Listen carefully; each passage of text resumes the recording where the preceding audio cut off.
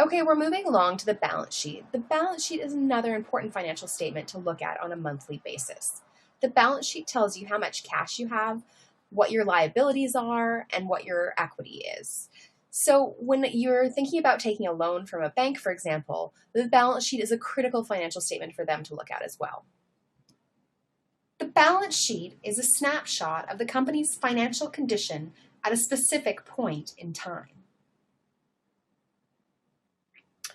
There are three different sections of the balance sheet. There's assets, liabilities, and owner's equity.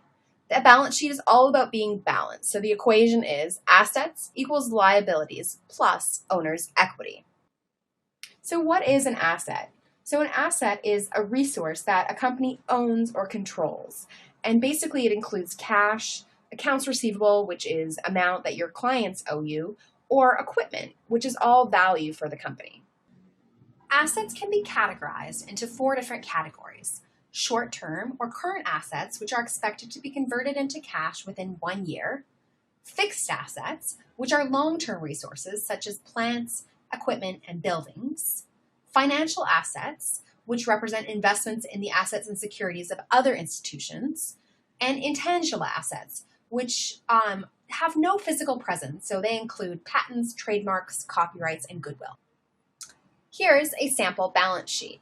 As you can see at the top, you've got your assets. So you've got your current assets, which are your cash and your cash equivalents, your accounts receivable, which we'll talk about later, and your other current assets. You also have leasehold improvements and organizational costs. So as we talked about earlier, accounts receivable is the amount that clients owe you. So when you want to track how much do your clients owe you, you put together an accounts receivable aging. Basically, it tells you which clients haven't paid, it helps you plan your cash flow, and most banks will ask for this to rate your credit worthiness. So here we have an example of an accounts receivable aging. On the left, you have your clients listed, the amount due. Then you've got current, which means under 30 days past due. Then you've got 30 days past due, 60 days past due, and 90 days past due. For most companies that I work with, after 90 days, they don't think the accounts receivable are collectible, and at that point they will write it off, which means expensing it through the income statement. So bank statements should be reviewed each month and reconciled. Why wouldn't the bank statement tie to the cash balance? There are many reasons, but for example, one reason would be if you wrote a check and that check wasn't cashed in time for month end, your cash balance on the balance sheet is not going to tie to your bank balance. Bank reconciliations are something to be important to be aware of, but I don't recommend entrepreneurs doing this by themselves. But if you have an outsourced accountant, they should be doing this. A liability is a company's financial debt or obligation that arises during the course of its business operation. So what is the difference between a liability and an expense?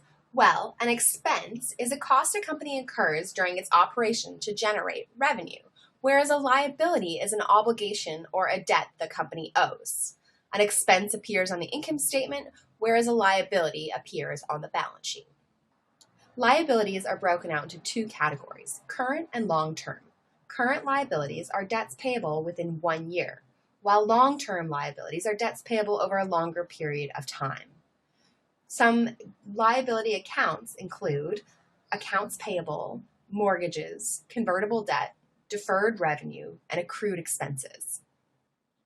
As you can see on the sample balance sheet, you can see the current liabilities as the top section. So those are liabilities that are payable within 1 year.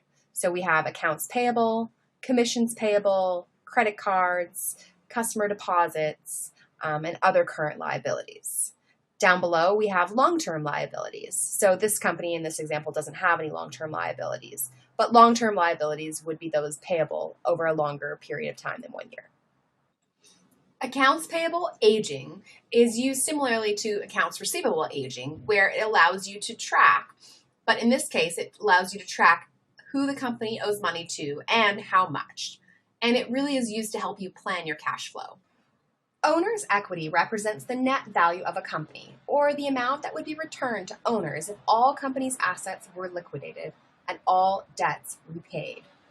If you think about the equation that we did at the beginning, which is assets equals liabilities plus owner's equity, if you move that equation around, you can see that owner's equity equals total assets minus total liabilities.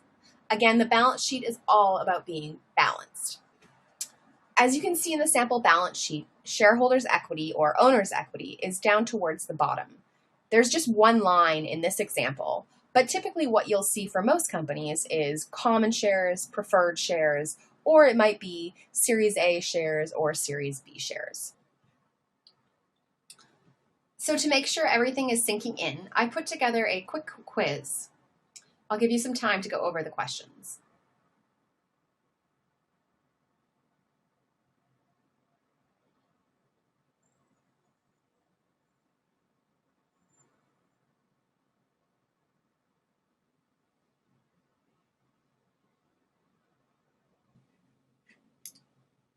So I hope you had enough time to go over the quiz. Here are the quiz answers. The balance sheet shows the financial position of a company at a specific point in time. What are the components of the balance sheet? That's assets, liabilities, and owner's equity, also known as shareholders' equity. Why wouldn't the bank balance per your financials agree with the actual bank balance? Due to timing differences. For example, a check that wasn't immediately cashed. Thanks for joining me in talking about the balance sheet. Next up, we are going to talk about the cash flow statement.